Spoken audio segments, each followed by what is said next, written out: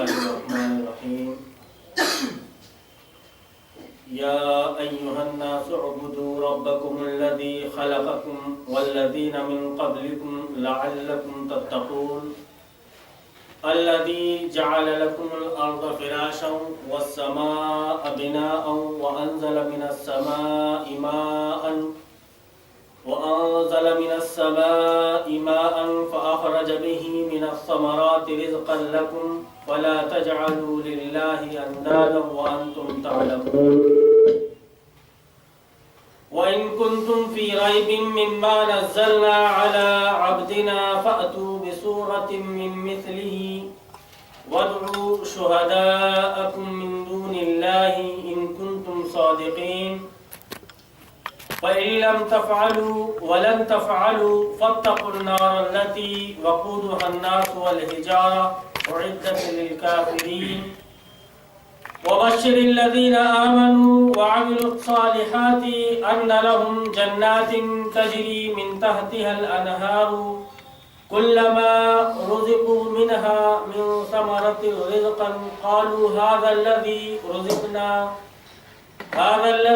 رزقنا من قبل وأوتوا به متشابها ولهم فيها أزواج مطهرة وهم فيها خالدون إن الله لا يستحيي أن يضرب مثلا ما بعوضة فما فوقها فأما الذين آمنوا فيعلمون أنه الحق من ربهم وأما الذين كفروا فيقولون ماذا أراد الله بهذا مثلا يضل به كثيرا ويهدي به كثيرا وما يضل به إلا الفاسقين الذين ينقضون عهد الله من بعد ميثاقه ويقطعون ما أمر الله به أن يوصل ويفسدون في الأرض أولئك هم الخاسرون كيف تكفرون بالله وكنتم أمواتا فأحياكم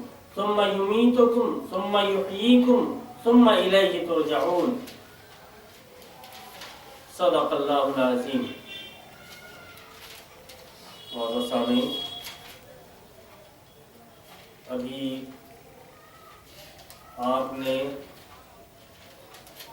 جو سلسلہ چل رہا ہے سورہ بقرہ کا کے 2 رکوع کا ترجمہ اور ان کی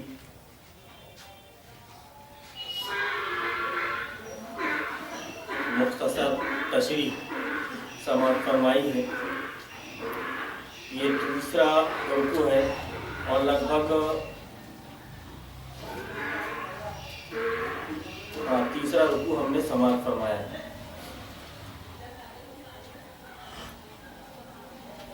اس تیسرے رکوع کے اندر اللہ رب العالمین کیا فرما رہا ہے ہم اس کو پڑھیں گے. ابتدا سے ہم اس کو جو پڑھ رہے ہیں سورہ بقرہ سے، سورہ فاتحہ سے. سورہ فاتحہ کے بعد ایک ایک چیز ہمارے سامنے آ رہی ہے کہ اللہ رب العالمین نے سورہ فاتحہ میں کیا کہا. قرآن کی ایک آیت دوسری آیت سے مربوط ہے، ملی ہوئی ہے، ایک کڑی دوسری کڑی کے ساتھ جڑی ہوئی ہے. اور اس میں جب بھی ہم اس کو جہاں سے بھی پڑھیں گے تو ہم کو اس میں ایسا نہیں لگے گا کہ ہم ادبیس سے کہاں آ گئے. ادبیس سے ہم کہاں آ گئے، کیا پڑھ رہے ہیں. گویا یہ کمپلیٹ فوڈ ہمارے لیے، پورا کھانا اس کے اندر ہمارے لیے موجود ہے. پلیٹ بھری ہوئی ہے، چاہے آپ اس طرف سے کھانا شروع کریں یا اس طرف سے کھانا شروع کریں یا اس طرف سے یا اس طرف سے، چاروں طرف سے جس طرف سے آپ کھانا چاہیں گے آپ کو فائدہ ملے گا. یا بیچ سے بھی اگر لیں گے تو آپ کو فائدہ ملے گا. لیکن سلیقہ کیا ہوتا ہے؟ سلیقہ کیا ہوتا ہے کہ آدمی اپنے حساب سے اپنے سامنے جو رہتا ہے اپنے سامنے سے کھانا شروع کرتا ہے. پلیٹ اس کے سامنے رکھی ہوئی ہے.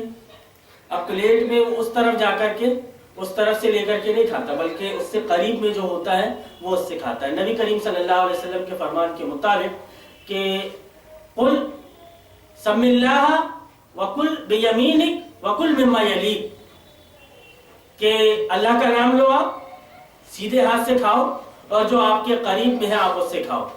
تو گویا ہماری یہ جو شریعت ہے، ہم کو جو اللہ رب العالمین نے یہ جو سسٹم دیا ہے، یہ جو شریعت دی ہے، نبی کریم صلی اللہ علیہ وسلم کے جو احکام اور جو فرامین آپ صلی اللہ علیہ وسلم نے بیان کیے ہیں، وہ جو ہمارے سامنے ہیں، ایک ایک چیز میں ہم کو ہر چیز کا سبق ملتا ہے. وہ حدیث جو ابھی میں نے آپ لوگوں کے سامنے بیان کی، اس کا تعلق صرف کھانے سے نہیں، اس کا تعلق صرف کھانے سے نہیں. اب یہ ہماری فہم اور ہماری ادراک کے اوپر ہے کہ ہم اس کو صرف کھانے کے اوپر فٹ کر لیں. اب یہ جو قرآن ہم لے کر کے بیٹھے ہیں ابتدا سے تو ہم ایک مسلسل تسلسل کے ساتھ ایک عبارت ہمارے سامنے آ رہی، ایک عبارت ہمارے سامنے آ رہی، اور اللہ رب العالمین ہم سے کیا مطالبہ کر رہا ہے وہ مطالبہ ہمارے سامنے آ رہا ہے. اب جو احکام اور فرامین اس کے بعد میں ہمارے پاس میں آنے والے ہیں، اس کے سمجھنے کے لیے اللہ رب العالمین نے قید و بند لگا دی. دیکھیے آپ کہ آج عشاء کی نماز کے ساتھ آج کا دن ختم ہو گیا. عشاء کی نماز کے ساتھ میں کہ آج آپ کو جو فرائض 5 فرض نمازیں جو آپ کے اوپر عائد کی گئی تھی، وہ 5ویں فرض نماز آپ عشاء کی شکل میں پڑھ کر کے یہاں بیٹھے. اب پھر کل سے جب اپنا دن شروع ہوگا تو فجر کی نماز سے پھر وہ روٹین چالو ہو جائے گا. آپ یہ نہیں کر سکتے کہ فجر کی جگہ میں ظہر کو، ظہر کی جگہ میں فجر کو پڑھ لیں. نماز ہی تو پڑھ رہے ہیں آپ، لیکن اپنے دماغ کا استعمال کر کے کچھ اس میں گھٹا بڑھا نہیں سکتے، کچھ ٹائم میں تبدیلی نہیں کر سکتے. کہ فجر کی اگر نماز ہے، فجر کی نماز ہے، اس کا وقت متعین ہے، آپ کو اس کے وقت پہ ادا کرنا ہے. ظہر کی نماز ہے، آپ کو ظہر کی نماز اس کے وقت پہ ادا کرنا ہے. عصر کی نماز ہے، آپ کو عصر کی نماز اس کے وقت پر ادا کرنا ہے. اب بحالت مجبوری جو آپ کے سامنے اس کے شرائط بتا دیے گئے کہ آپ 2 نمازوں کے درمیان جمع کر لو، تو آپ عصر کے ساتھ مغرب کو جمع نہیں کر سکتے. عصر کے ساتھ آپ مغرب کو جمع نہیں کر سکتے، جمع بین صلاتین نہیں کر رہے ہیں. لیکن عصر کے ساتھ مغرب کو جمع نہیں کر سکتے. اگر آپ کو مغرب کو جمع کرنا ہے تو اس کو عشاء کے ساتھ جمع کریں گے، اور ظہر عصر کو جمع کرنا ہے تو اس کو ظہر کے ساتھ میں کریں گے. ظہر کو عصر کے ساتھ میں، عصر کو ظہر کے ساتھ میں، مغرب کو عشاء کے ساتھ میں، یا عشاء کو مغرب کے ساتھ میں. یہ کنڈیشن بھی اللہ رب العالمین نے بتا دی. تو گویا جب ہم یہ قرآن پڑھ رہے ہیں ابتدا سے جب ہم یہ قرآن پڑھ رہے ہیں تو اللہ رب العالمین ہم کو بتا رہا ہے کہ سارے اتار چڑھاؤ جو آگے چل کر کے آپ کے ساتھ میں آنے والے ہیں، جو اس سے پہلے کی امتوں کے اوپر آ چکے ہیں اور انہوں نے اپنے دماغ کا کچھ زیادہ استعمال کیا، تو اپنے دماغ کے کچھ زیادہ استعمال کی وجہ سے انہوں نے ہدایت کے قریب آنے کے باوجود پھر ہدایت سے دور ہو گئے. ایسی کئی مثالیں آپ کو ابھی آگے ملیں گی. تو یہ مربوط کلام اللہ رب العالمین کا، یہ مربوط کلام ہے. ایک آیت دوسری آیت سے جڑی ہوئی. اب جو سورہ بقرہ سے ہم پڑھتے چلے آ رہے ہیں، اس کی جو ابتدا ہوئی ہے اور ہم ابتدا سے اس کا ترجمہ اور مختصر تشریح سنتے چلے آ رہے ہیں، تو اس سے ایک خاکہ یا ایک اسکیچ ہمارے دماغ میں تیار ہوگا کہ ہم کو کرنا کیا ہے، کن چیزوں سے بچنا ہے، کن چیزوں کی طرف ہم کو جانا ہے. اگر ہم نے جن چیزوں کی تعلیم ہمیں قرآن دے رہا ہے اور قرآن سے ہم کو تعلیم نہ لے، اپنے دماغ کی اپج کو قرآن میں تلاش کرنے بیٹھ جائیں، تو ایسی شکل میں ہم اس سے ہدایت نہیں پا سکتے. کیوں کہ قرآن اللہ رب العالمین نے ہم کو ہدایت کے لیے دیا ہے، اپنا نظریہ تلاش کرنے کے لیے نہیں. آدمی اپنا نظریہ تلاش کرنے کے لیے بیٹھ جاتا ہے تو اس کو اس کے نظریے کی کچھ باتیں مل جاتی ہیں اس کی سمجھ کے مطابق، جبکہ کوشش یہ ہونی چاہیے کہ آدمی قرآن کا نظریہ لے کہ قرآن اس کو کیا نظریہ دے رہا ہے، کیونکہ یہ گائیڈ بک ہے نا، ہدایت کی کتاب ہے۔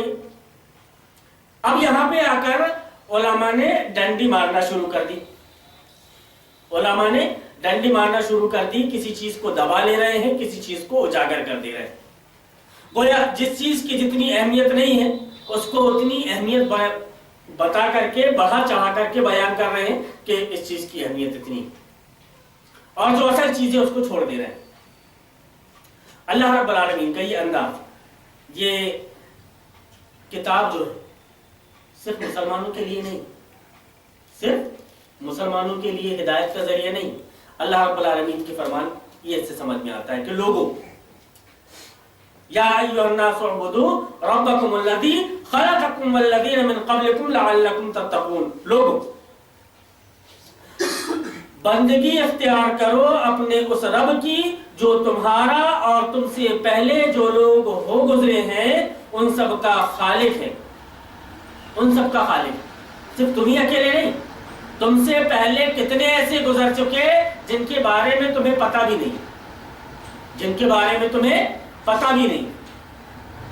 کچھ لوگ دادا تک کو جانتے ہیں، دادا کے بعد میں پردادا کا نام ان کو معلوم نہیں، پردادا کے والد کون تھے ان کو یہ نہیں معلوم، نہیں معلوم۔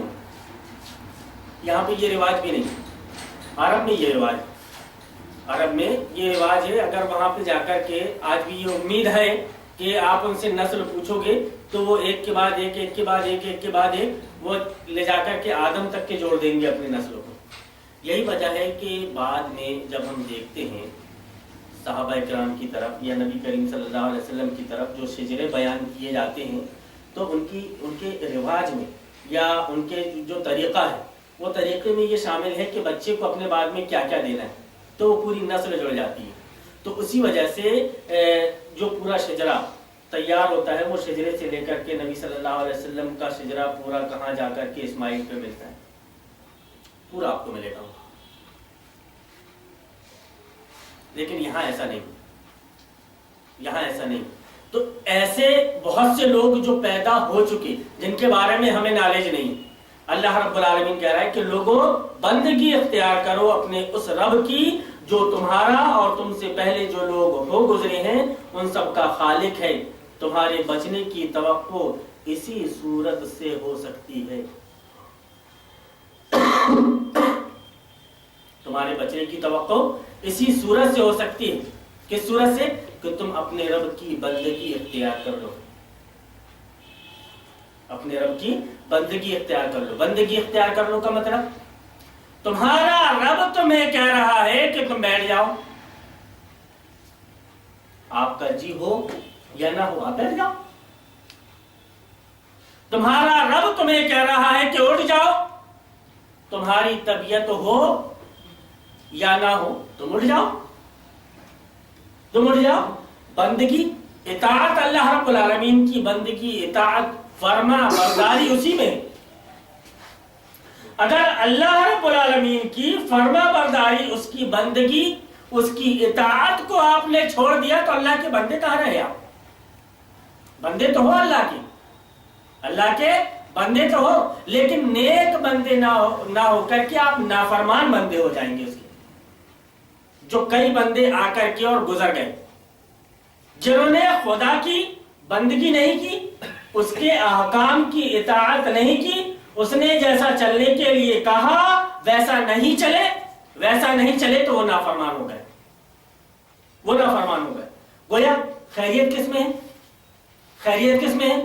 خیریت اسی بات میں ہے کہ اللہ کی اطاعت اور فرما برداری میں لگ جاؤ آپ۔ ایک سسٹم بنایا اللہ رب العالمین نے ہمارے جینے کے لیے، ہم کو پیدا کیا، پیدا کرنے کے بعد میں اس نے ہمارے اندر کیا کیا کمزوریاں ہیں، کیا کیا خامیاں ہیں، ساری چیزوں کو دیکھتے ہوئے ایک نظام، ایک سسٹم بنایا، ایک سسٹم بنایا جو رکشہ چالک سے لے کر پردھان منتری تک، خلیفۃ الوقت تک، جس کا حکم ایک ہی، جو سزا जो सजा रिक्शा चालक को मिलेगी, जो सजा रिक्शा चालक को मिलेगी एक जुर्म की, वही सजा अगर वक्त का खलीफा अमीरुल मोमिनीन करता है तो उसको भी वही सजा मिलेगी, या अमीरुल मोमिनीन का बेटा करता है तो उसको भी वही सजा मिलेगी।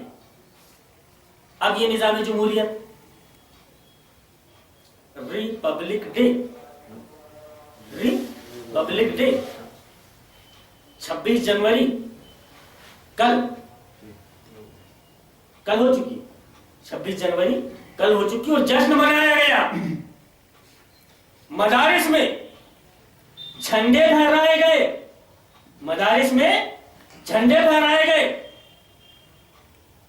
मैंने सुबह से लेकर के इंतजार किया, सुबह से लेकर के इंतजार किया। मैंने कहा देखता हूं किसी की तरफ से कुछ आए, कहीं एक आध चिंगारी होगी तो समझ में आएगी, लेकिन शाम तक कहीं से कुछ नहीं, बस वो मदरसे की फोटो पर फोटो चले आ रही हैं। एक ग्रुप है इत्तेहादे उलमा व आइम्मा, मौलाना भी उसमें है। एक ग्रुप है अबनाउल जामियाती सलफिया, उसमें नहीं है। एक ग्रुप है यूनाइटेड उम्मा। ये ग्रुप ऐसे हैं कि सब में उलमा है। और अबनाउल जामियाती सलफिया जो है उसमें तो सन 1980 और 83 के बाद से जितने फारिगीन से लेकर के आज तक जो हयात हैं, जो जिंदा हैं, जो कुछ उनकी इदराक में आ चुके, उनको सबको रखा है इसमें उन्होंने। एक वो ग्रुप और दूसरा इत्तेहादी उलमा व अइम्मा। इसमें बड़े बड़े दिग्गज आलिम, नामवर आलिम उलमा मौजूद हैं इसमें। और सिर्फ आपके हिंदुस्तान में मौजूद हैं वो नहीं, जो अरबस्तान में भी हैं वो भी इसमें है, जो अरबस्तान में है वो भी इसमें। मैंने एक सवाल लिख करके डाला, ये प्रैक्टिकल है, ये प्रैक्टिकल है। यहां पर बैठ कर के मैं अपनी तरफ से कोई बात पेश नहीं कर रहा हूं। सबसे पहले इत्तेहाद उलमा व अइम्मा में मैंने ये डाला कि मैं अस्सलाम वालेकुम वरहमतुल्लाहि वबरकातुहू, मुअज़्ज़ज़ उलमाए किराम, उम्मीद है कि सब खैर व आफियत से होंगे, सब खैर व आफियत से होंगे। सुबह से ही मेरे जहन में एक सवाल पैदा हो रहा है और मैं उसके जवाब को तलाश करने की कोशिश में लगा हुआ हूं, लेकिन उसका जवाब मुझे नहीं मिल सका, मुझे उसका जवाब नहीं मिल सका। बराहे करम कुरान और हदीस की रोशनी में मेरी इस मुश्किल को हल करें या इस मसले का हल बता दें। सबसे पहली चीज, मदारिस इस्लामिया में झंडे फहराए जा रहे हैं तो मसाजिद में क्यों नहीं? मदरसे में फहरा रहे हो आप तो मस्जिदों में क्यों नहीं फहरा रहे? मस्जिद में क्यों नहीं फहरा रहे हो आप? एक चीज। दूसरी चीज ये है कि क्या हमको इस बात की इजाजत कुरान और हदीस में कहीं से मिलती है? कुरान और हदीस में इसकी इजाजत हमको कहीं से मिलती है? कोई दलील है उसकी तो दलील पेश की जाए, दलील पेश की जाए कि नहीं दलील ये है मौलाना, आपका इल्म छोटा है, होता है इल्म, आपके नॉलेज में ये बात नहीं है, तो ये बात आप रख लीजिए। तो अगर कोई दलील मिलती है तो वो दलील पेश किया जाए। और अगर आप दलील निकाल करके ला भी लेते हो आप, तो एक हदीस जिसको मैं जानता हूं उसकी टकराव में आ जाएगी वो, तो दोनों के दरमियान हल कैसे निकालोगे आप? वो ही बता दो। वो हदीस क्या है कि नबी, अगर आप कौमी त्योहार इसको मानते हो तो नबी करीम सल्लल्लाहु अलैहि वसल्लम जब मदीना पहुंचे तो वहां पे कौमी त्योहार मनाते हुए सहाबा इकराम को देखा तो आपने मना फरमा दिया, कहा कि इस दिन त्योहार मत मनाओ। त्योहार मनाने के हमारे दो ही दिन हैं, एक ईद उल अजहा और दूसरा ईद उल फितर। इतना बोलने के बाद में उनको फिर बाउंड किया कि हम उलमा हैं, हम उलमा हैं, कुरान और हदीस की रोशनी में बात करते हैं, हम अपनी अकल के घोड़े ना दौड़ाएं, हम हामिलीन किताब व सुन्नत हैं, तो अपना जवाब हम कुरान और हदीस की रोशनी में ही दें। इत्तेहाद उलमा व अइम्मा एक ऐसा ग्रुप है اور ابناء الجامعۃ السلفیہ کہ اگر کسی بھی مسئلے پہ اگر آپ نے لکھ کر کے کوئی چیز ڈال دی تو زیادہ وقت نہیں گزرتا، دلائل پہ دلائل، دلائل پہ دلائل، کتابوں کے حوالے، جلد نمبر، حدیث نمبر، صفحہ نمبر، قرآن آیت نمبر، سورہ نمبر، سب بالکل تفصیل کے ساتھ میں آپ کے سامنے آ جائیں گے۔ چپ، سارے علماء چپ، جواب کسی کے پاس نہیں، جواب کسی کے پاس نہیں، کوئی جواب دینے کی ہمت نہیں کر رہا ہے۔ کیوں بھائی؟ میں نے کچھ غلط سوال کر لیا کیا؟ میں نے کچھ غلط چیز پوچھ لی کیا؟ جواب دینا چاہیے۔ قرآن اور حدیث کی روشنی میں یوں تو بات بات پر ہم قرآن اور حدیث کے حوالے سے بات کرتے رہتے ہیں، اس مسئلے پر کیوں نہیں؟ اب یہاں پہ اگر میں دھوکے سے مولانا مودودی کا نام لے لیتا، ڈاکٹر اسرار احمد کا نام لے لیتا، تو وہ پوری گاہ جا کر کے گر جاتی مودودی کے اوپر اور اسرار احمد کے اوپر، تب بھی بات کا جواب نہیں ملتا کہ یہ ان کی فکر ہے، ان کی فکر ہے۔ تو میں نے کہا بھیا میں جانتا ہی نہیں کہ مودودی کون ہے، میں یہ بھی نہیں جانتا کہ اسرار احمد کون ہے، میں تو سادہ سمپل آدمی ہوں، تفہیم القرآن میرے سامنے ہے، اگر میں تفہیم القرآن کے ترجمہ آپ کو سنا رہا ہوں، آپ بولو گے کہ مولانا نے یہاں پہ یہ غلط کہا ہے، میں اس کو اٹھا کر کے الگ کر دوں گا، قرآن کیا کہتا ہے، حدیث کیا کہتی ہے، اب بات کرو۔ بہت الجھا لیا تم نے، اس کا نام لے کر اور اس کا نام لے کر بہت الجھا لیا، اور عوام کے درمیان میں تفریق ڈال دی، مسلکوں میں اور فرقوں میں عوام کو بانٹ ڈالا، کوئی اس مسلک کا تو کوئی اس مسلک کا، کوئی اس مسلک کا تو کوئی اس مسلک کا، سب اپنے اپنے مسلک پر، سب اپنے اپنے فرقے پر مگن رہو، مست رہو، نہ آپ ہمیں کچھ بولے نہ ہم آپ کو کچھ بولے، اصلاح المسلمین بنا لو، کوئی کسی کو برا نہیں بولے گا، کوئی کسی کو برا نہیں بولے گا۔ تو پھر آیت کا مطلب، آیت کہاں چلی جائے گی کہ تأمرون بالمعروف وتنہون عن المنکر، تمہارا کام ہے یہ، تم امت وسط ہو، تم امت محمدیہ ہو، جو انبیاء کرام علیہ السلام کا کام تھا وہ تم کو سونپا گیا، اب اس کام کو آگے بڑھانے کے لیے کوئی نبی نہیں آئے گا، تم نبی کے وارث ہو۔ اللہ رب العالمین، نبی کریم صلی اللہ علیہ وسلم کا فرمان کہ العلماء ورثۃ الانبیاء، علماء جو ہیں یہ نبی کے وارث ہیں، اور یہ یاد رکھو کہ نبی جو وارث بنا کر کے جاتا ہے درہم و دینار کا وارث بنا کر نہیں جاتا، یہ کتاب کا علم، قرآن کا علم، اس بات کا وارث بنا کر کے جاتا ہے۔ اپنی وراثت کا حق ادا کیا، باپ کی وراثت میں اگر حصہ ملتا ہے تو اس کو لینے کے لیے اور اس سے فائدہ اٹھانے کے لیے ساری آیتیں اور ساری احادیث آ جاتی ہیں، اور جس چیز کو نبی نے وراثت میں دے کر کے گیا اس کو بیان کرنے کی جب بات آتی ہے حق اور باطل کی کشمکش میں، تو سب پیچھے ٹھنڈے راستے میں، بات کون کرے گا؟ اس عوام کے سامنے کلیئر کون کرے گا کہ صحیح کیا ہے غلط کیا ہے؟ کسی کا کوئی جواب نہیں آیا۔ ایک مولانا عبد الاحد صاحب ہیں، انہوں نے سب سے پہلے میرے پاس میں اور پھر اس کے بعد میں اتحاد علماء میں بھیجا کہ وہ حیدرآباد میں ایک مسجد میں امام و خطیب کی ضرورت ہے، 15,000 روپے ماہانہ تنخواہ اور بہترین فلیٹ رہنے کے لیے فیملی کے ساتھ، اور ساری سہولیات فراہم کی جائیں گی۔ اس کا مطلب یہ ہے کہ انہوں نے یہ سمجھ لیا کہ بھئی تم آزاد گھوڑے ہو، بن جاؤ، آزاد گھوڑے ہو، بن جاؤ، آزاد ہو تو ایسی باتیں کر رہے ہو، اور اگر بن جاؤ گے تو یہ سب باتیں نہیں کرو گے۔ اصول الدعوہ ایک کتاب پڑھائی جاتی، اصول الدعوہ، دعوت کے جو اصول بیان کیے گئے ہیں کہ دعوت اللہ کے لیے آپ کو کن کن چیزوں کا خیال رکھنا پڑے گا۔ मोटी मोटी चीज़ें वो मदरसे में जो पढ़ाई गई थी वो मोटी मोटी चीज़ें हैं दिमाग में, अपन उतने बड़े आलिम नहीं है, मोटी मोटी चीज़ें और काम की चीज़ें याद हैं। उसमें दाई के उसूलों में से जो दावत अल्लाह के जो उसूल बताए गए हैं उनमें से एक अहम उसूल जो बयान किया गया वो ये है कि आज़ाद होना चाहिए,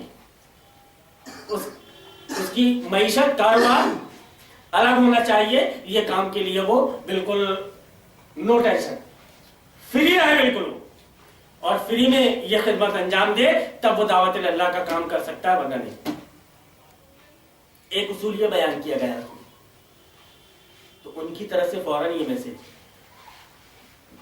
एक फजीलत शेखुल हदीस है, जामिया असरिया दारुल हदीस मऊ के अब्दुल शकूर असरी साहब, अब वो भी उन्होंने भी फिर वो मैसेज पे मैसेज 10-15 मैसेज पहुंचाए, लेकिन कोई भी ऐसा मैसेज नहीं था कि आपने ये सवाल कहां से पैदा कर लिया, या आपने जो सवाल पैदा किया है उसका जवाब ये। सब वो दीन को लेकर के छोटी छोटी बातें, ये यहाँ की ये तो वहां की वो, तो ये दर्स हदीस में मीठी मीठी सुन्नतें, वो सारी चीजें कि भैया जानम समझा करो, ये मीठी मीठी बातों को आप बयान करो, ये कड़वी कसीली बातें कहां से ला रहे हो आप? कड़वी कसीली बातें कहां से ला रहे हो आप? तो कैसे मोमिन आप, कैसे मोमिन कि कोई चीज आपके अकीदे से टकरा रही है, कोई चीज आपके इस्लाम से टकरा रही है, फिर उसी को फॉलो कर रहे हो, फिर उसी को फॉलो कर रहे हो आप, फिर उसी को मान रहे हो आप, फिर आपका अमल वही है और ढटाई के साथ अमल हो रहा है। यूं तो तस्वीर गैर जरूरी तस्वीर ममनू, गैर जरूर तस्वीर ममनू। तो फिर ये तिरंगा फहराते वक्त और बच्चे जो मुख्तलिफ नाहिए से प्रोग्राम दे रहे हैं उनकी फोटो खींचकर व्हाट्सएप के ग्रुपों में डालने की क्या जरूरत है? क्या बतलाना चाहते हो आप? क्या बतलाना चाहते हो आप?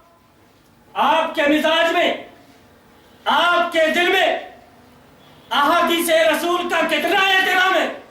क्या वो एहतराम आपको सिर्फ दाढ़ी में नजर आएगा, टखने में नजर आएगा, टोपी में नजर आएगा, बस?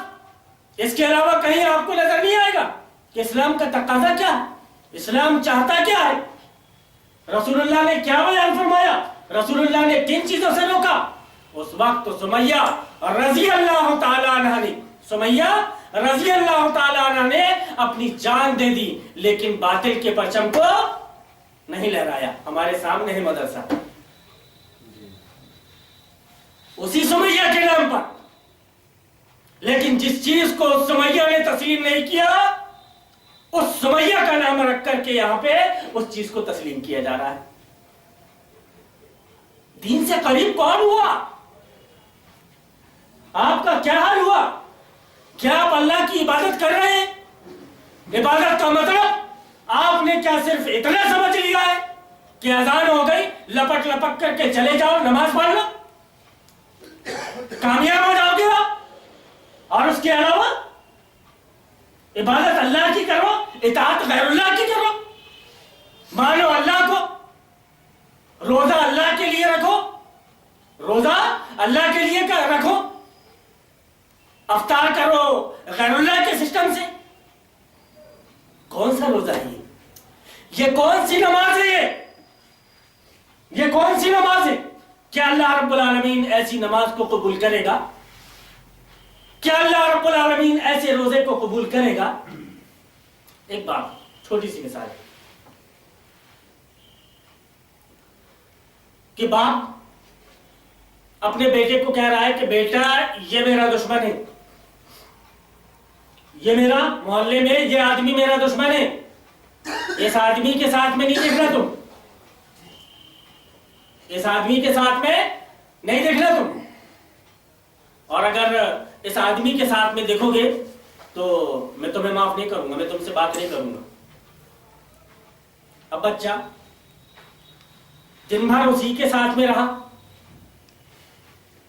दिन भर اسی کے ساتھ میں رہا، باپ کے منع کرنے کے بعد اسی کی کمپنی میں کام کیا، باپ کے منع کرنے کے بعد اسی کی کمپنی میں کام کیا۔ اب رات کو جب گھر پہنچ رہا ہے تو باپ سے سلام کیا، سلام کرنے کے بعد میں تیل لے کر آیا، ٹھنڈا ٹھنڈا کول کول ڈرمی کول، سر میں مالش کر رہا ہے تیل کی، ہاتھ پیر دکھ رہے تو ہاتھ پیر دبا رہا ہے، باپ کے کپڑے میلے ہو گئے تو وہ دھو کر کے دے رہا ہے، گھر میں کوئی نہیں ہے خود کھانا پکا کر کے باپ کو کھلا رہا ہے، تو کیا باپ اس کی ان اچھائیوں کو قبول کرے گا؟ آپ باپ کے مقام پر رہیں، اپنے بیٹے کو اس مقام پر رکھیں اور سوچیں کہ کیا باپ اس کی یہ خدمات کو قبول کرے گا؟ باپ یہ بولے گا کہ بیٹا تو رکشہ چلا لے لیکن اس کی نوکری مت کر، وہ آدمی صحیح نہیں ہے، میرا رب کہہ رہا ہے کہ سودی کاروبار مت کرو، اس کا کاروبار سودی کاروبار ہے اس کا، اور تو اسی کا ساتھ دے رہا ہے، اسی کا ساتھ دے رہا ہے، اسی کے کام کو تو آگے بڑھا رہا ہے، وہ جگہ جگہ میں گڈھے کھود رہا ہے خدا اور اس کے رسول کے لیے، خدا اور اس کے رسول کے لیے، اور تو پھر اسی کا ساتھ دے رہا ہے، میں تجھے برداشت نہیں کروں گا۔ ایسا باپ اس کو نکال دے گا، پریشان ہو کر کے وہ اپنی زندگی گزار لے گا، پریشان ہو کر کے اپنی زندگی کو گزار لے گا، لیکن بیٹے کی یہ جو چھوٹی چھوٹی نیکیاں ہیں ان نیکیوں کو وہ قبول نہیں کرے گا۔ کرے گا کوئی باپ قبول؟ یہ تو باپ کا مزاج ہوا۔ تو جس ذات نے اس باپ کے مزاج کو بنایا، جس ذات نے، جس پاک پروردگار نے اس باپ کے مزاج کو بنایا، کیا وہ پاک پروردگار اس بات کو قبول کر لے گا کہ تم اس کے نافرمانوں کا ساتھ دو، اس کے نافرمانوں کا ساتھ دو، ان کے قدم سے قدم ملا کر کے چلو اور پھر آ کر اس کے لیے نماز پڑھنے لگو؟ نبی کریم صلی اللہ علیہ وسلم کا فرمان، مسلم شریف کی حدیث کہ اللہ رب العالمین، نبی کریم صلی اللہ علیہ وسلم فرماتے ہیں کہ ایک آدمی آتا ہے، غبار بال میں اس کی پوری غبار اٹی ہوئی، دھول اس کی بالوں میں جمی ہوئی، دھول سے اس کے کپڑے اٹے ہوئے، دھول پورے کپڑوں پر بھری ہوئی، اور کہیں خاردار جھاڑیوں سے گزر کر کے وہ آ رہا ہے تو اس کے بدن سے خون بھی بہ رہا ہے، کپڑے جگہ جگہ سے پھٹ چکے ہیں، کپڑے جگہ جگہ سے پھٹ چکے ہیں، کپڑے جگہ جگہ سے پھٹ چکے ہیں۔ اب پھر ایسی صورت میں وہ اللہ رب العالمین سے دعا کر رہا ہے کہ اللہ رب العالمین رحم فرما، اللہ رب العالمین ایسا کر دے، اللہ رب العالمین ایسا کر دے۔ تو نبی کریم صلی اللہ علیہ وسلم بیان فرماتے ہیں کہ مطعمہ حرام، مطعمہ حرام وملبسہ حرام وغذی بالحرام فانى يستجاب لذلك۔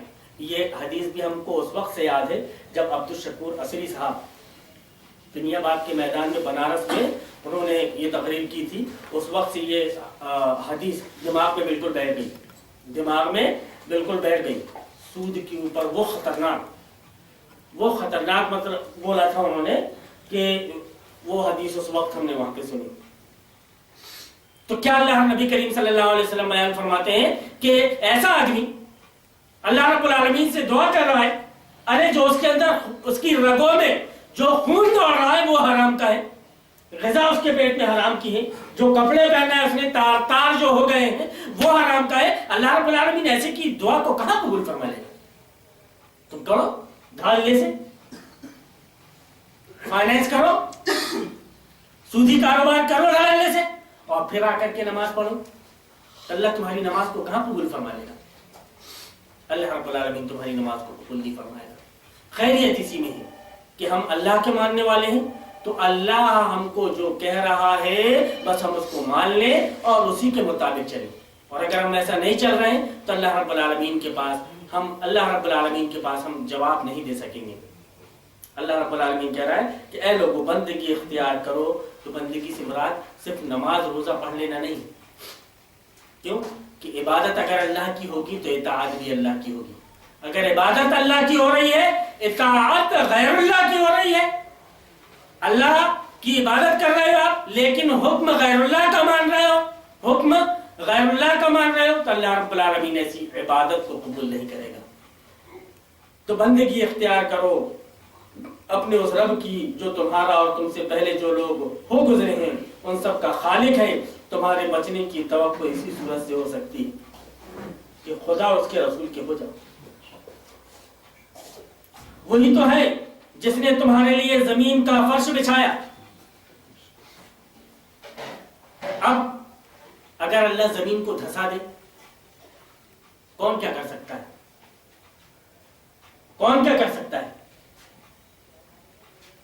اللہ زمین کو دھسا دے, ہم اندر دھس جائیں, ہم کیا کر سکتے ہیں اللہ کا؟ اچھا, تو وہی تو ہے جس نے تمہارے لیے زمین کا فرش بچھایا. کس نے بچھایا زمین کا فرش؟ الذی جعل لکم الارض فراشا والسماء بناء. کہ وہی تو ہے جس نے تمہارے لیے زمین کا فرش بچھایا, آسمان کی چھت بنائی. آسمان کی چھت بنائی. تو گویا زمین کس کی؟ زمین کس کی؟ اللہ کی. آسمان کس کا؟ اللہ کا. اور زمین اور آسمان کے بیچ میں جو حکم چلے وہ غیر اللہ کا.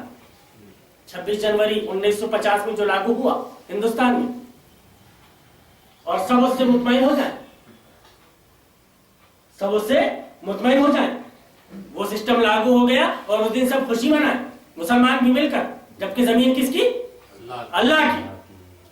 اگر آپ بول رہے ہو کہ زمین اللہ کی, زمین اللہ کی, اب یہ موٹے موٹے الفاظ, یہ قرآن کی بات ہے, لیکن اگر آپ عوام کے سامنے یہ بول رہے ہو کہ زمین اللہ کی, آسمان اللہ کا, تو حکم یہ اللہ کا چلنا چاہیے. مودودی کی فکر ہو گئی. یہ فکر کس کی ہو گئی؟ مودودی کی ہو گئی. تو آئیے بھائی, الذی جعل لکم الارض فراشا والسماء بناء, کہ وہی تو ہے جس نے تمہارے لیے زمین کا فرش بچھایا, آسمان کی چھت بنائی. وَأَنزَلَ مِنَ السَّمَاءِ مَاءً فَأَخْرَجَ بِهِ مِنَ الثَّمَرَاتِ رِزْقًا لَكُمْ. آسمان کی چھت بنائی, اوپر سے پانی برسایا اور اس کے ذریعے سے ہر طرح کی پیداوار نکال کر تمہارے لیے رزق بہم پہنچایا. تو گویا بارش برسانے والا کون؟ اللہ. رزق کو زمین سے نکالنے والا کون؟ اللہ. تو پھر یہ بات کہاں سے آ گئی کہ جس ملک کی کھاؤ اس کی گاؤ, جس کی کھاؤ اس کی گاؤ, اللہ کی کھا رہے ہو اللہ کی گاؤ, اللہ کی کھا رہے ہو اللہ کی گاؤ.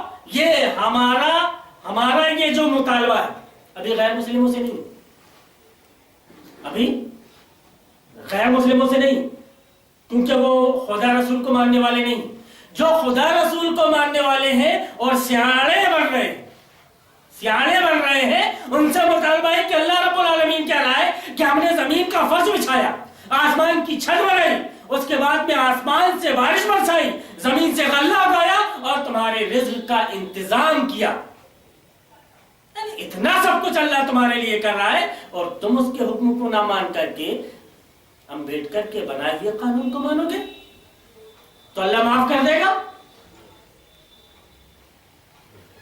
فَأَخْرَجَ بِهِ مِنَ الثَّمَرَاتِ رِزْقًا لَكُمْ فَلَا تَجْعَلُوا لِلَّهِ أَنْدَادًا وَأَنْتُمْ تَعْلَمُونَ.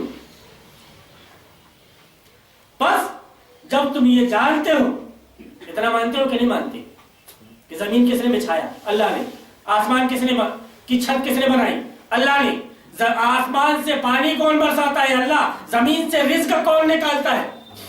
زمین سے رزق کون نکالتا ہے؟ وہ چاہے تو پچھلے سال اگر تمہارے کھیت میں, پچھلے سال تمہارے کھیت میں کتنے 100 بورے دھان ہوئی تھی, تو آنے والے سال میں 1 بورا دھان نہ ہو. اللہ چاہے تم کیا کر لو گے؟ لے آنا کسی جوتش کو اور دکھا لینا. کون سی نئی تکنیک میں جو کچھ بھی نکالا ہو یہ سائنسدانوں نے, لا کر کے پرکھوا لینا زمین کو کہ یہ اس قابل ہے کہ نہیں اناج نکالے. تمہارے دماغ میں کچھ نہیں بیٹھے گا. لیکن اتنے کے بعد بھی, اتنا سب کچھ ہونے کے بعد بھی تم پھر غیر اللہ کی طرف جا رہے ہیں. پس جب تم یہ جانتے ہو تو دوسروں کو اللہ کا مد مقابل نہ ٹھہراؤ. اللہ کے مقابلے میں تم نے دوسرے کو لا کے کھڑا کر دیا. اللہ کے مقابلے میں تم نے دوسروں کو لا کر کے کھڑا کر دیا. اللہ نے تمہارے لیے قانون بنایا, انسان نے یہاں پہ انسان کے لیے قانون بنایا, تم نے اللہ کے مد مقابل لا کر کے اس کو کھڑا کر دیا.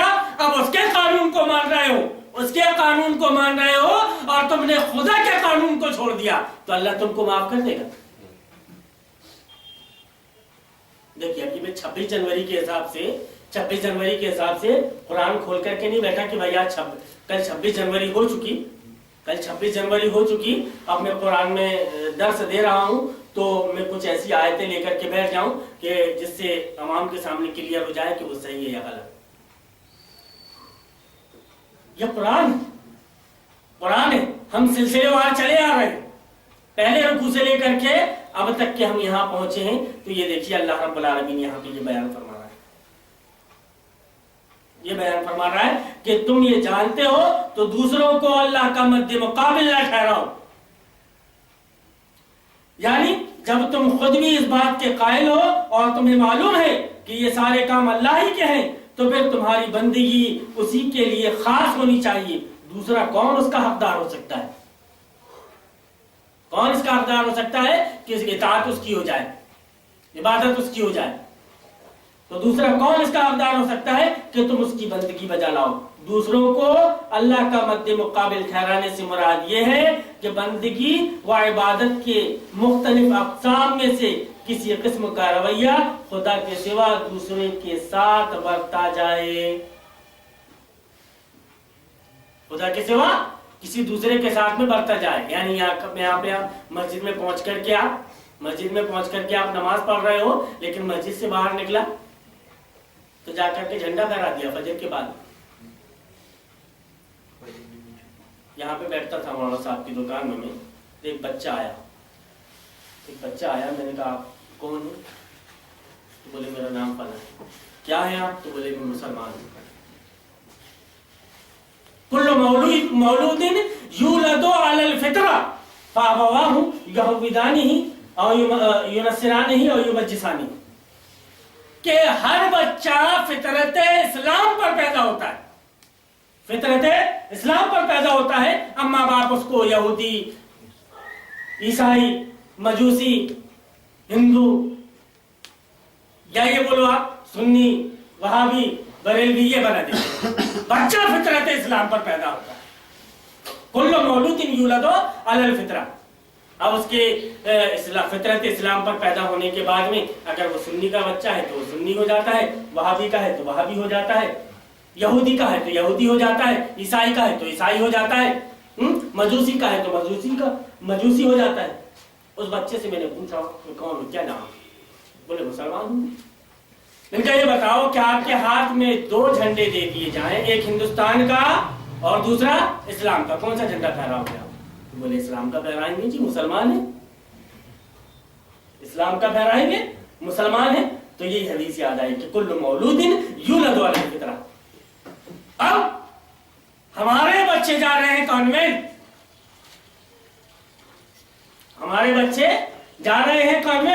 اور وہ KG1 سے لے کر کے 12ویں پاس ہوتے تک کے جھنڈا پھہرا رہے ہیں. کس کا؟ ترنگا, باطل کا پرچم لہرا رہے ہیں. تو کیا آپ ان سے توقع رکھو گے آپ کہ 15 سال 20 سال کے بعد میں وہ اسلام کا جھنڈا پھہرائیں گے؟ ان کا شدھیکرن ہو چکا, جو ان کو ماحول میں جو ملا وہ اسی کے عادی ہو گئے. اس کے علاوہ کوئی دوسری چیز ان کو راس آنے والی نہیں.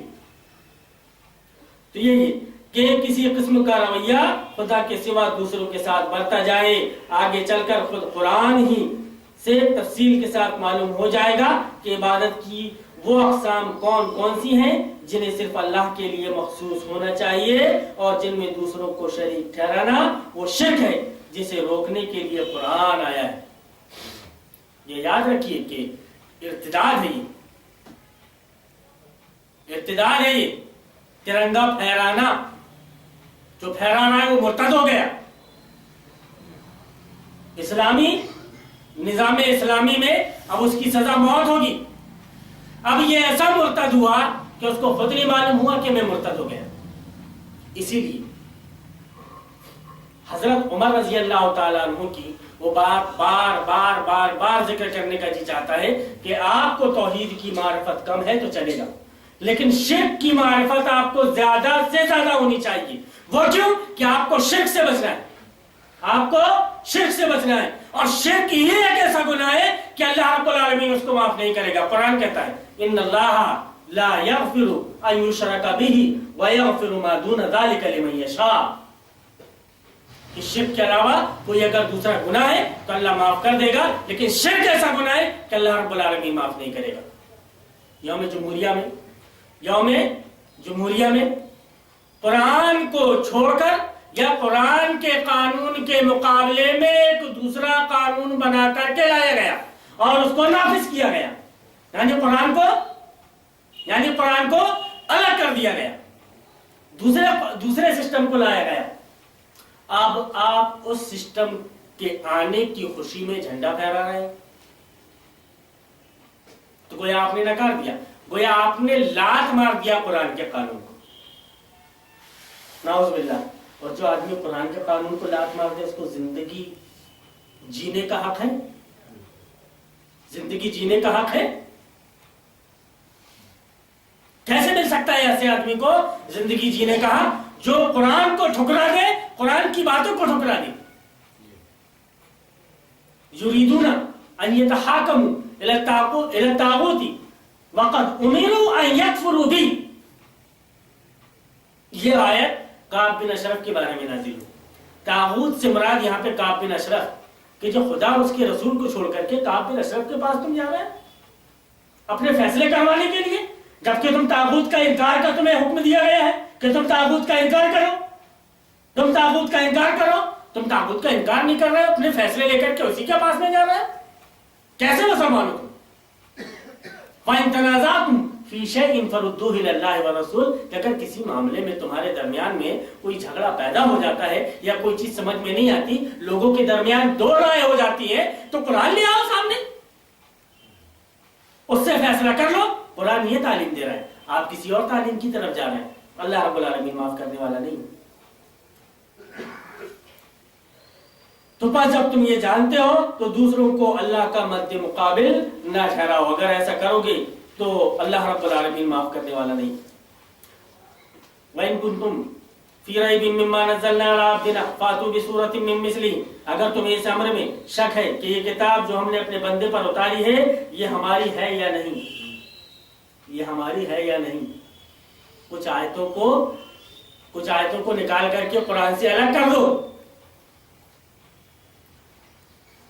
کچھ آیتوں کو قرآن سے نکال کر کے الگ کر دو، یا پھر سنی مسلمان اور وہابی مسلمان جو آیتیں اس میں بیان کی جا رہی ہیں، ان آیتوں میں جو آیتیں تمہیں تمہارے مسلک کے مطابق لگتی ہیں تو انہیں تم لے لو، اور جو تمہارے مسلک کے مطابق نہیں ہیں تو انہیں چھوڑ دو۔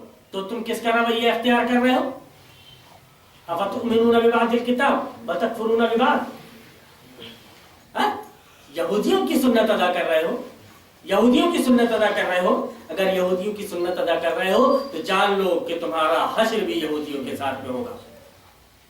میں نے پہلے بھی یہ کہا تھا کہ ہمارے دماغ میں بات آئے اور نہ آئے، کوئی چیز ہمیں سمجھ میں آئے اور نہ آئے، ہمارے خدا نے ہم کو کہہ دیا کہ تمہیں یہ کرنا ہے تو ہمیں وہ کرنا ہے، ہمارے خدا نے اور ہمارے رسول نے ہم کو روک دیا کہ تمہیں اس کام سے رک جانا ہے تو ہمیں اس کام سے رک جانا ہے۔ ہمارے دماغ میں وہ بات گھسے اور نہ گھسے، مومن اسی کو تو کہتے ہیں کہ جو مانے خدا کو اور اس کے رسول کا اور اس کے احکام کے مطابق چلے، وہی تو ہے مومن، وہی تو ہے مسلمان۔ اگر تمہیں اس امر میں شک ہے کہ یہ کتاب جو ہم نے اپنے بندے پر اتاری ہے یہ ہماری ہے یا نہیں، تو اس کے مانند ایک ہی صورت بنا لاؤ، ایک صورت بنا لو، یا ایک صورت بنا کر کے پیش کر دو تو ہم سمجھ جائیں گے۔ اللہ رب العالمین نے یہ چیلنج اس لیے دیا کہ اس سے پہلے تورات، زبور، انجیل، یہ جو کتابیں ہیں آسمانی صحیفے، یہ آسمانی کتابیں جو نازل کی گئی تھی، ان آسمانی کتابوں پر انسان نے اپنے دماغ کی اٹکل ڈال کر کے اس میں تبدیلی کر دی تھی، اپنے حساب سے کچھ گھٹا دیا تھا اور کچھ بڑھا دیا تھا۔ اب چونکہ نبی کریم صلی اللہ علیہ وسلم آخری نبی تھے اور آپ کے بعد کوئی نبی آنے والا نہیں، تو اللہ رب العالمین نے فرمایا انا نحن نزلنا الذکر وانا له لحافظون، اس قرآن کو نازل کرنے والے ہم ہیں، اب اس کی حفاظت کا ذمہ بھی ہمارے ہی بس میں، ہمارے ہی سر میں۔ اب چلو، اب ہم نے اس کی حفاظت کا ذمہ لے لیا ہے، اب چلو، تم کو شک ہے نا کہ یہ اللہ کی طرف سے نہیں ہے، تو یہ ہندوستان کے مسلمانوں سے یہ مطالبہ نہیں ہو رہا ہے، یہ اس وقت کے مسلمانوں سے مطالبہ ہو رہا ہے جو عرب تھے، عربی جانتے تھے، اور ان کا حال یہ تھا کہ ان کے میلے شیلے لگتے تھے ذی الحجہ کے موقع پر، ان کے میلے ٹھیلے لگتے تھے، اور ان میلے ٹھیلوں میں وہ ان کے بڑے بڑے شعراء اپنے اپنے اشعار کو پیش کرتے تھے۔ اب وہ شعراء جب اشعار کو پیش کرتے تھے تو ان اشعار میں جس کے اشعار سب سے زیادہ اچھے رہتے تھے ان کو خانہ کعبہ کی دیوار پر آویزہ کر دیا جاتا تھا، تو جو بھی آتا تھا وہ اشعار کو پڑھتا تھا اور اپنے بچوں کو بھی یاد کراتا تھا جا کر۔ ایسی معلقات میں 7 معلقات، 7 شاعروں کا نام آتا ہے، 7 شاعروں کا نام آتا ہے، اور جو اس وقت کے عرب کے شاعر تھے اس میں غالباً لبید ابن ربیعہ عامری رضی اللہ تعالی عنہ، یہ اسلام انہوں نے قبول کیا، اور جب بعد میں غالباً حضرت عمر رضی اللہ تعالیٰ عنہ نے ان سے مطالبہ کیا کہ بھائی اب وہ تو پہلے تو لکھتے تھے، آپ پہلے کے شاعر ہو، آپ پہلے لکھتے تھے، اب کچھ تھوڑا سا لکھ دیجئے، تو انہوں نے سورہ بقرہ اٹھا کر کے پہنچا دیا۔ اس کے بعد بھی تمہیں ضرورت پڑتی ہے کہ میں شعر لکھوں، یا قرآن کی کچھ آیتیں پہنچا دی اور کہا کہ اس کے بعد تو بھائی یہ تو قلم ٹوٹ گئی یہاں پر۔ اللہ رب العالمین نے اس وقت ایسے دگگج موجود تھے۔ ابو جہل ابن ہشام کے بارے میں بڑا مشہور تھا، اگر کوئی شاعر کوئی شعر بنا رہا ہے اور شعر بنانے کے بعد اس کو پتہ چل رہا ہے کہ پہلا مصرع میں نے بنا لیا ہے، دوسرا مصرع نہیں بن رہا ہے، تو چپکے سے مکہ کی دیواروں میں کسی دیوار پہ ایک شعر اس نے لکھ دیا رات میں آ کر کے اور چلا گیا۔ ابو جہل نکلے اور نکل کر کے دیکھا سورماؤں کی طرح کھڑے ہوئے، پہلا مصرع پڑھا، دوسرا مصرع لکھ دیا اور نکل لیے۔ اس میں آدمی کی سبکی بھی آدمی اپنے لیے محسوس نہیں کرتا تھا کہ میرے شعر کو اس نے مکمل کیا، وہ شعر اس کا وہ مکمل ہو گیا، اس کو اس کا جواب مل گیا۔ اتنا زیرک، اتنا مائنڈیڈ تھا ابو جہل، اتنا مائنڈیڈ تھا کہ ایک مصرع، اب ظاہر سی بات ہے کہ میں کس پس منظر پر ایک مصرع سوچ رہا ہوں، اس پس منظر کو اس کے لیے سمجھنا بڑی اونچی بات ہے۔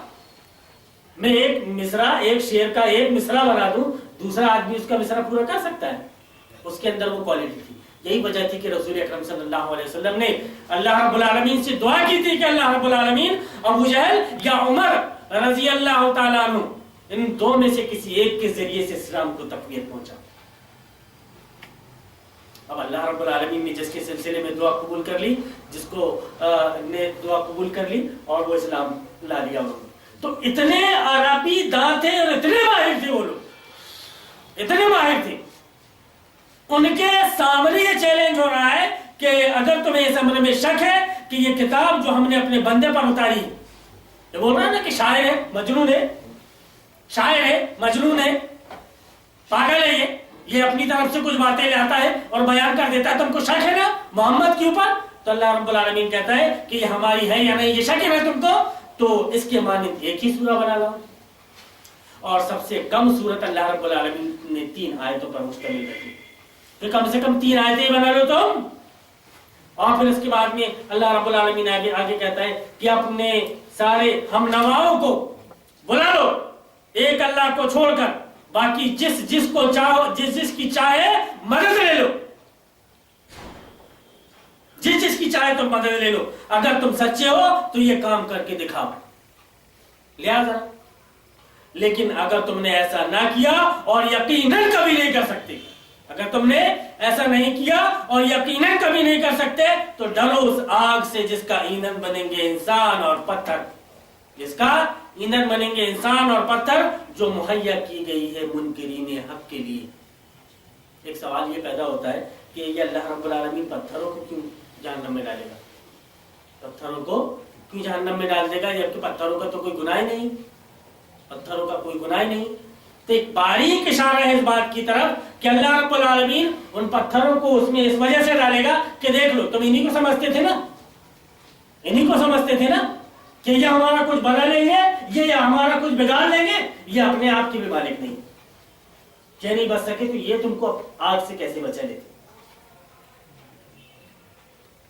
تو اس میں یہ لطیف اشارہ ہے کہ وہاں صرف تم ہی دوزخ کا ایندھن نہ بنو گے، بلکہ تمہارے وہ بت بھی وہاں تمہارے ساتھ ہی موجود ہوں گے جنہیں تم نے اپنا معبود و مسجود بنا رکھا تھا۔ اس وقت تو تمہیں خود ہی معلوم ہو جائے گا کہ خدائی میں یہ کتنا دخل رکھتے تھے۔ تم یہ سوچتے ہو نا کہ ہم کو اللہ سے قریب کر دیں گے، لات، منات، عزا، یعوق، ناصر، یہ کچھ ہماری مدد کر دیں گے، اللہ سے قریب کر دیں گے، تو یہ سب پتھر ہیں اور کچھ کام آنے والے نہیں ہیں۔ یہ تمہارے سامنے یہ بھی آگ میں جل رہے ہیں، اپنے آپ کو نہیں بچا سکے تو تم کو کیا بچا سکیں گے، یہ دکھانے کے لیے۔ اور آگے تو جیسے یہاں پہ اللہ رب العالمین نے بیان فرمایا کہ اگر تمہیں اس امر میں شک ہے کہ یہ کتاب جو ہم نے اپنے بندے پر اتاری ہے یہ ہماری ہے یا نہیں، تو اس بندے کے اس کے مانند ایک ہی صورت بنا لاؤ، اپنے سارے ہم نواؤں کو بلا لو، ایک اللہ کو چھوڑ کر باقی جس کی چاہو مدد لے لو، پوری دنیا کے انسانوں کو لے لو، زمین اور آسمان میں جو بھی فرشتے ہیں سب کو لے لو، سب کو لے لو۔ اگر تم سچے ہو تو یہ کام کر کے دکھاؤ، لیکن اگر تم نے ایسا نہ کیا اور یقیناً کبھی نہیں کر سکتے، تم ایسا نہیں کر سکتے، یقیناً کبھی نہیں کر سکتے، مطلب تمہارے اندر یہ ہمت نہیں ہے، اتنی سورما ہونے کے بعد بھی تمہارے اندر اتنی طاقت نہیں ہے کہ ایک سورت کیا ایک آیت بنا سکو، اتنی طاقت بھی تمہارے اندر نہیں۔ تو پھر ڈرو اس آگ سے جس کا ایندھن بنیں گے انسان اور پتھر، جو مہیا کی گئی ہے منکرین حق کے لیے۔ اور اے پیغمبر، جو لوگ اس کتاب پر ایمان لے آئے اور اس کے مطابق اپنے عمل درست کر لیں، وبشر الذین آمنوا وعملوا الصالحات، اے پیغمبر جو لوگ اس کتاب پر ایمان لے آئے اور اپنے عمل درست کر لیں، کس کے مطابق؟ جو اس میں بتایا گیا ہے۔ تو کیا سمجھ میں آیا؟ اپنی فکر کو قرآن میں تلاش کرو یا قرآن سے فکر لو؟ کیا سمجھ میں آیا؟ قرآن سے فکر لو۔ اگر قرآن سے فکر لوگے تو کامیابی ملے گی، اور اگر قرآن سے فکر نہیں لوگے تو گمراہ ہو جاؤ گے۔ آگے اللہ رب العالمین بیان فرما رہا ہے کہ اے پیغمبر، جو لوگ اس کتاب پر ایمان لے آئے اور اس کے مطابق اپنے عمل درست کر لیں، انہیں خوشخبری دے دو کہ ان کے لیے ایسے باغ ہیں جن کے نیچے نہریں بہتی ہوں گی، ان باغوں کے پھل صورت میں دنیا کے پھلوں سے ملتے جلتے ہوں گے۔ جب کوئی پھل انہیں کھانے کو دیا جائے گا تو وہ کہیں گے کہ ایسے ہی پھل اس سے پہلے دنیا میں ہم کو دیے جاتے تھے۔ ان کے لیے وہاں پاکیزہ بیویاں ہوں گی اور وہ وہاں ہمیشہ رہیں گے۔ پہچان کے لیے آدمی کو کہ یہ آم ہے، آم میں بھی یہ دسہری ہے، یہ چوسا ہے، تو یہ فلانا ہے، تو یہ امکا ہے، تو یہ انگور ہے، یہ کالا انگور ہے، یہ گرین انگور ہے، یہ گرین کیوی ہے، یہ ڈیلیسن ہے، یہ امریکن ہے۔ سیب میں بھی پہچان ہوتی ہے نا۔ تو لیکن ان پھلوں کا مزہ الگ ہوگا، ان پھلوں کا مزہ الگ ہوگا۔ یہاں کے پھلوں کا مزہ اور وہاں کے پھلوں کا مزہ تصور نہیں کر سکتے آپ۔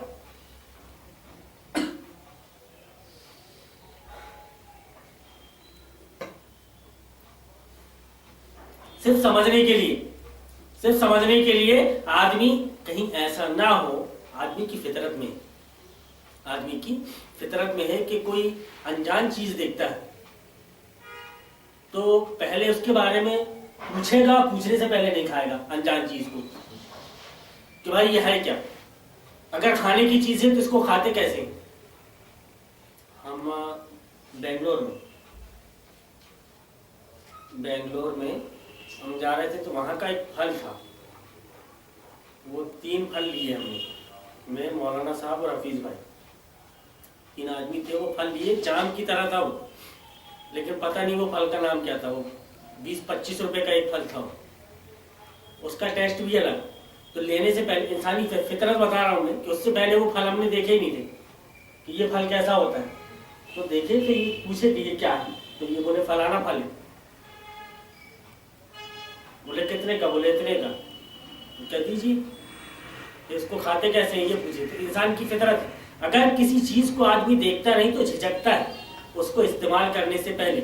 اسی لیے اللہ رب العالمین نے جنت میں ایسے پھلوں کو رکھا ہے کہ جن کی شکل و صورت یہاں کے جو پھل اور فروٹ ہم نے دیکھ چکے ہیں ان پھل فروٹ سے مشابہت رکھتے ہوں گے، ملتے جلتے ہوں گے، کہ ہم دیکھ کر کے سمجھ لیں گے کہ یار یہ کیلا ہے، یہ کیلا ہے، یہ سیب ہے، یہ انار ہے، یہ امرود ہے، یہ آم ہے۔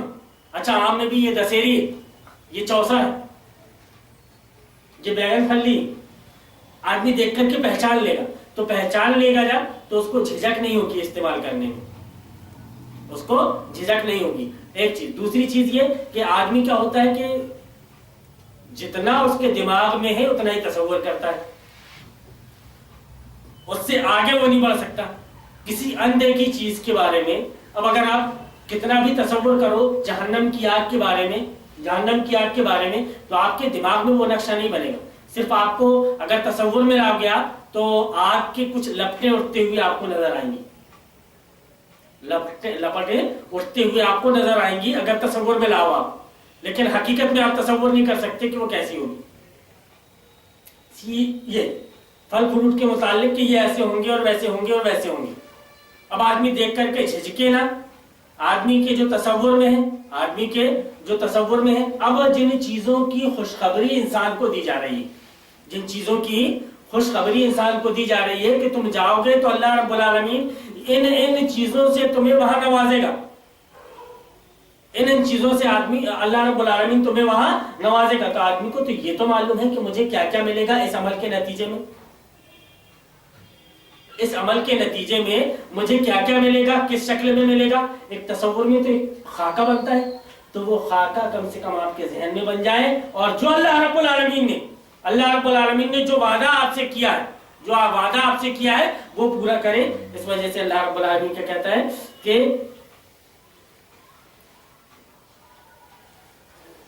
انہیں خوشخبری دے دو کہ ان کے لیے ایسے باغات ہیں جن کے نیچے نہریں بہتی ہوں گی، ان باغوں میں پھل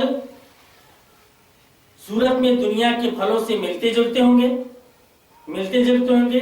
جب کوئی پھل انہیں کھانے کو دیا جائے گا تو وہ کہیں گے کہ ایسے ہی پھل اس سے پہلے دنیا میں ہم کو دیے جاتے تھے۔ تو وہ پہچان لیں گے، ایک خاکہ آدمی کے دماغ میں بن جائے گا کہ یہ ایسا ملے گا، وہ ایسا ملے گا، تو پھر وہ عمل کی طرف راغب ہوگا، قرآن کے مطابق عمل کرنے کی کوشش کرے گا، اور نتیجے میں پھر اللہ رب العالمین نے جو اس قرآن میں جو اس سے وعدہ کیا ہے وہ اس وعدے کو پورا کرے گا۔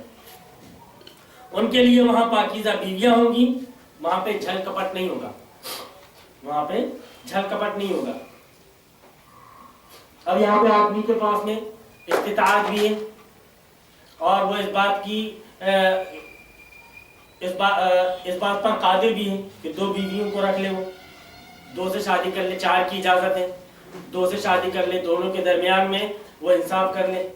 لیکن ایک بیوی کے بعد میں جب دوسری بیوی آئے گی تو دونوں کے درمیان میں جو جھل کپٹ رہتا ہے، سوتن کا جو جھل کپٹ رہتا ہے، تو وہ جھل کپٹ کیسا ہوتا ہے کہ ایک کے پاس میں اگر بیٹھی ہوئی شوہر کو دیکھ لی تو دوسری بیوی کھولے گی، اور پھر اس کے بعد میں وہ ادھر آئے گا تو پھر وہ اس کے بارے میں اس کو بھرے گی، اور جب وہ ادھر جائے گا تو وہ اس کے بارے میں اس کو بھرے گی۔ نتیجہ کیا ہوگا کہ دونوں یہ کوشش کریں گی کہ میرے پاس میں رہیں، اور وہ آدمی کا جینا دوبھر کر دیں گے اس دنیا میں اس کا جینا دوبھر کر دیں گے۔ لیکن اللہ رب العالمین کہہ رہا ہے کہ پاکیزہ بیویاں ہوں گی، ان کے اندر جھل کپٹ نہیں ہوگا، ان کے اندر छल कपट नहीं होगा। और जब जन्नत में दाखिल होंगी, अगर यहाँ पर जोड़ा नेक है, जोड़ा नेक है, तो वो वहां पर भी साथ में होगा, वो वहां पर भी साथ में होगा। और अगर जोड़ा नेक नहीं है तो दोनों अलग अलग हो जाएंगे। फिरौन अलग हो जाएगा और आसिया अलग, नूह अलग हो जाएंगे और उनकी बीवी अलग, लूत अलग हो जाएंगे और उनकी बीवी अलग, उनकी बीवी अलग हो जाएंगे। क्यों?